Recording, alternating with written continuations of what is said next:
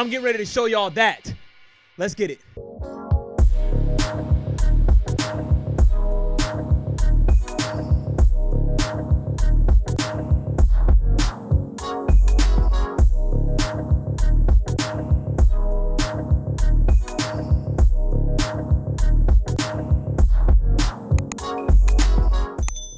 Any drummer can instantly play amazing drum fills by just adding some simple rudiments to their repertoire. And in this video, I'm gonna show you the rudiment that literally guarantees your fills are never boring ever again. What is the rudiment? It's called the single flam mill, which I'm pretty sure you've heard of before. And it can be turned into an amazing drum fill by using my 3-step process, which is called the LPC method.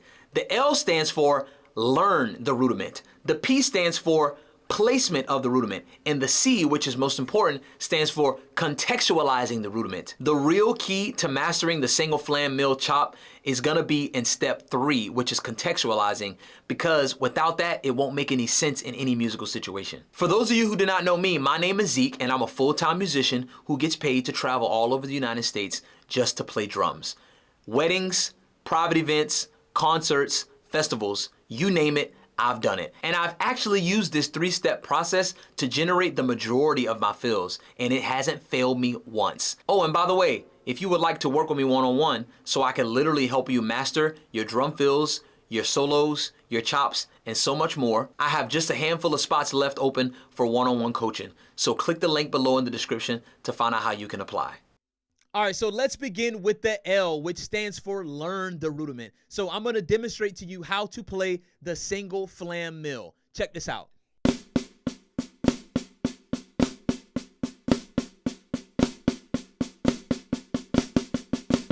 So let's break that down. It starts with a right hand flam, another right hand, a left hand, and another right hand, and then we alternate.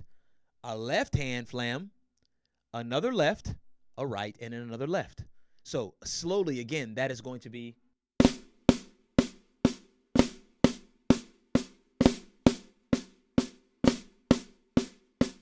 Right? So when we want to internalize this, let's just keep it on the snare and let's just practice it very slowly. This is a part of learning rudiments, y'all. Okay? You have to take your time to learn the rudiments slowly so you can internalize them, and then it'll be easier when we're applying it to the kit. Let's do that one more time before we move on, okay?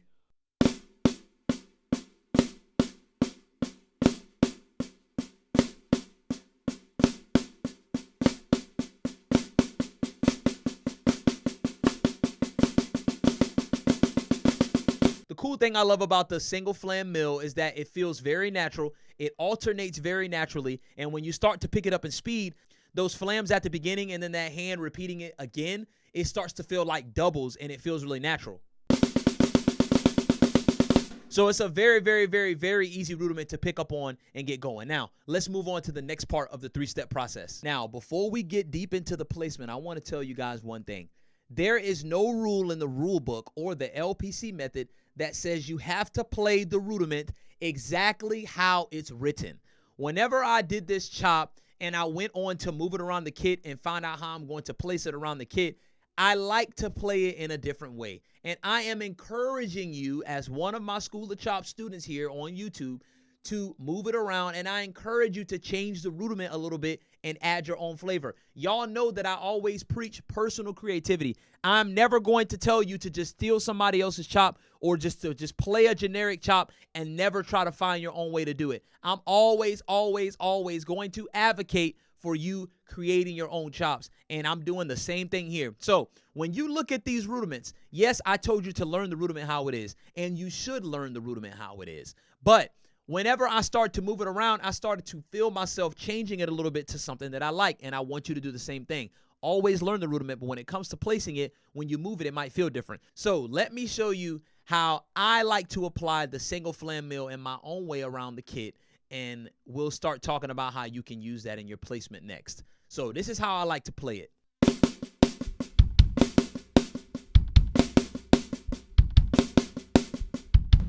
So we went from this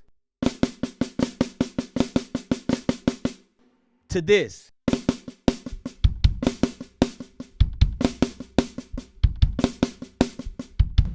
So notice I'm only playing this chop with one hand. For right now, with my right hand only. Okay, and when you're changing rudiments into drum fills and into chops, you want to make sure that you alter it to where it feels comfortable to you. So doing it on the right hand over and over again feels comfortable to me. But let me explain to you exactly what's changing. I know some of y'all might look at me play that and be like, Zyck, that's not the single flam mill. That's not what you taught me. That's the point. It's not supposed to be just a single flam mill, because the single flam mill alone on the drums without the kick and just your hands, honestly, it doesn't sound interesting enough. So I'm going to demonstrate to y'all exactly what's changing. So everything is the same except we're adding 2 left hands and 2 kicks to turn it around. So the single flam mill would typically go like this. Flam right, left, right. Flam left, right, left. The new chop goes like this. Flam, flam, left, right, left, kick, kick. You follow me? So it will be flam, flam, left, right, which is the same exact as the single flam mill. So the new way of playing it will be flam, flam, left, right, left, kick, kick. That's what it is. Do y'all see how that has derived from the single flam mill? It's not exactly a single flam mill, but the chop derived from the single flam mill. Flam right, left, kick, kick. Flam right, left, kick, kick. So playing that chop slowly with the placement, it sounds like this.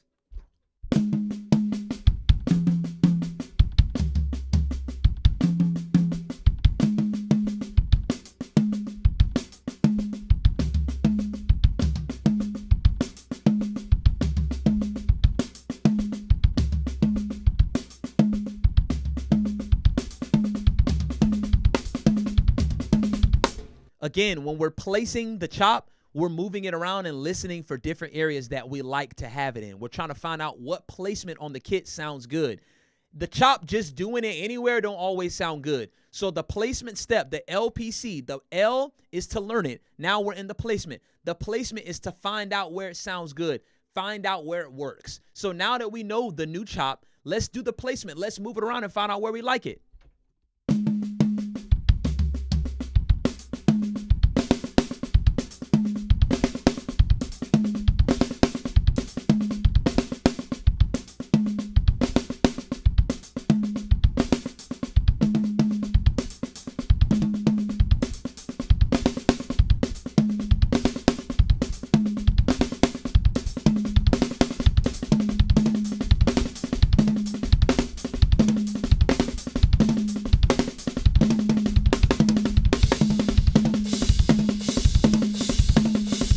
Remember, the placement step is so very important based off the simple fact that you're supposed to be using your ears. Listen, listen, listen, listen. As you're moving the chop around, listen to yourself and say, man, I like the way it sounded right there. I didn't like the way it sounded right there. This one sounded pretty cool. This one sounded pretty lame. So when you're just moving it, don't just move it just for fun. Move it to find out what actually sounds good. So when it comes time for you to play it, you like the way it sounds. We got to get off the part.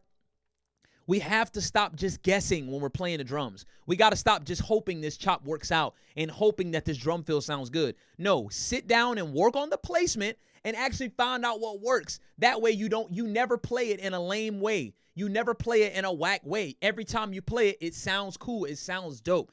That's what the placement step is all about. So when you're moving it around, actually listen. I like it whenever we go right? I like that. So if I ever play this chop, I'm going to use it that way.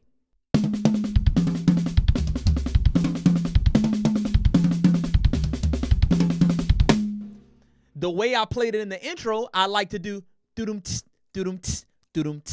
and that sounds cool too, right? I know that way I like to play it because I sat down and took my time with the placement step. Now that you understand the placement step, let's move on to contextualizing it. So now that we are at the C, contextualize, we need to find out what groove these chops work with, okay? Every drum fill and every chop is not going to work with every single groove in the world.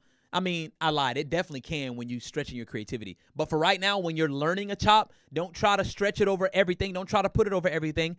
Figure out where it fits perfectly first. And then as you get deeper into expressing yourself, you can learn how to go over the bar line and add extra notes to make it sound funky and make it sound extra dope. But for right now, we talking about the context. We want to make sure that we can make this chop work. If we want to use this as a drum fill, if we want to use it in a drum solo, what type of feel and what type of groove does this chop work over? So now let's jump in and put the fill in context and see how we like it. Let's get it.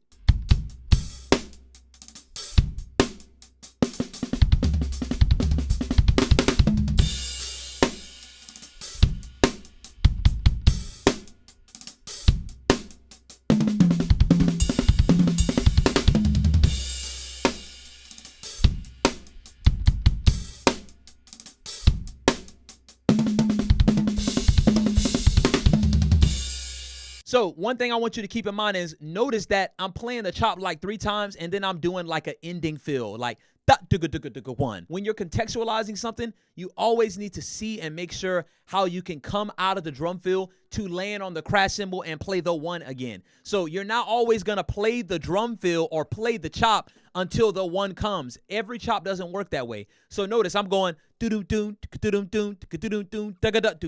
1.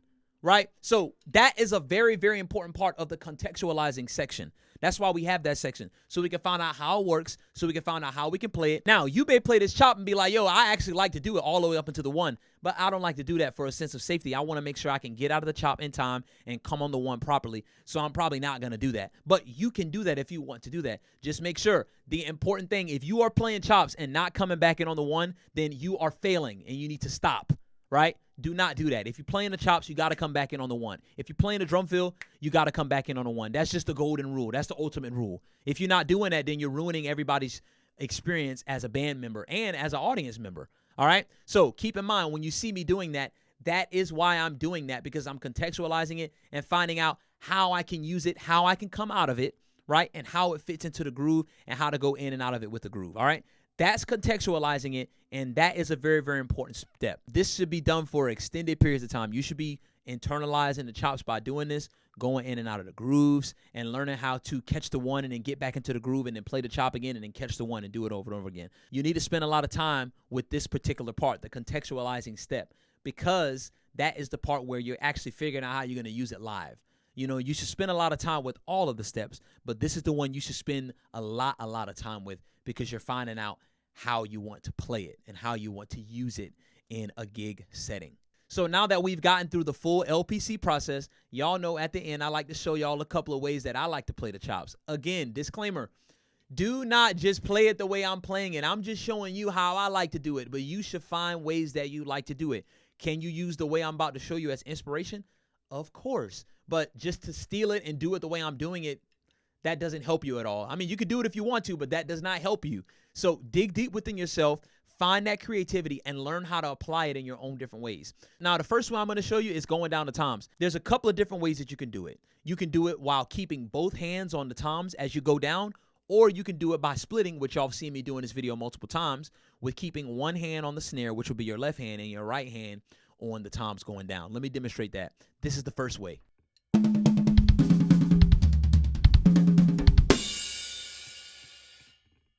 Y'all see that?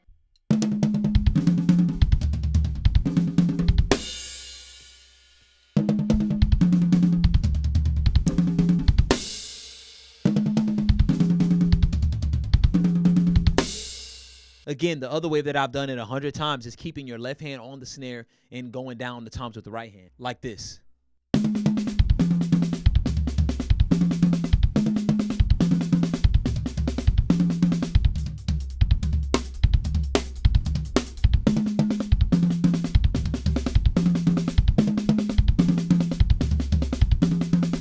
The next way I'm going to show you how to play it is between the hi-hat, the snare, and the floor tom, which is obviously one of my favorite combinations to use. Y'all can see that in all of my videos. We talked about using your ears, right? Especially in the placement section when you're trying to find out where it sounds cool.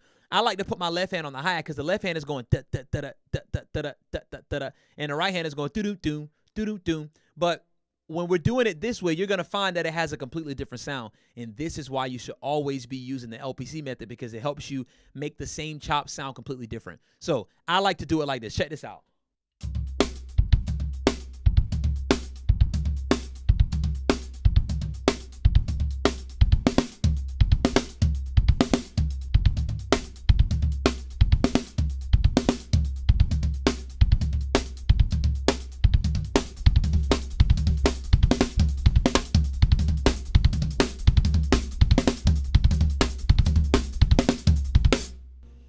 you could change that combination up and do that a million different ways. And as you can see, it sounds pretty dope.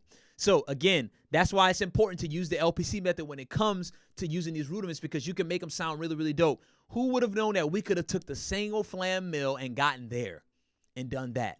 But if you don't have a method to follow, then, you know, hey. And imagine how much further you can get if you sign up to work with me one-on-one, and I can actually physically send you feedback on what you're doing and help you come up with these ideas. I mean, it will literally be crazy. But anyway, that's a couple of ways that you can play the lick. And there's so many more ways, but I just wanted to give y'all 2 of them. So, well, technically I gave you 3, but I wanted to give y'all a few of them so you could go off and figure out how you like to do it. Don't be afraid to use the symbols. Don't be afraid to use the ride bell. Don't be afraid to do some crosses. I mean, I could literally come up with a crossing one right now.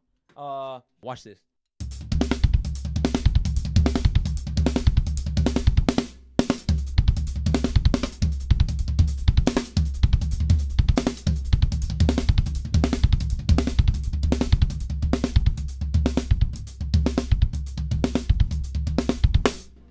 So there you go. Don't be afraid to cross. Don't be afraid to try stuff. Don't be afraid to lead with your left hand. Y'all, this is what it's all about. If you want to play chops and you want to be successful at playing chops and doing drum solos and playing drum fills, you cannot avoid pushing yourself to be creative. I don't know how many times I have to say it. I've been saying it on this channel for weeks now, right? You cannot avoid that. People will message me and be like, you're not demonstrating. You're just playing chops. I am demonstrating, but I gave you everything you need to play the chop.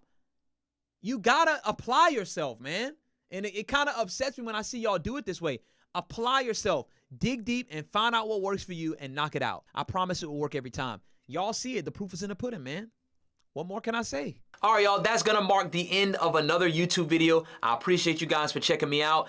Make sure you use the LPC method and don't forget to use that creativity, which is really gonna push you in the end. If you would like my help boosting your creativity and working on your chops, your drum fills, your solos, and so much more, hit the link in the description to find out how you can work with me one-on-one, and I'm gonna get you to become the best drummer that you can possibly be with my knowledge and my expertise. I love y'all. I will see y'all next time. Hold it down. Peace.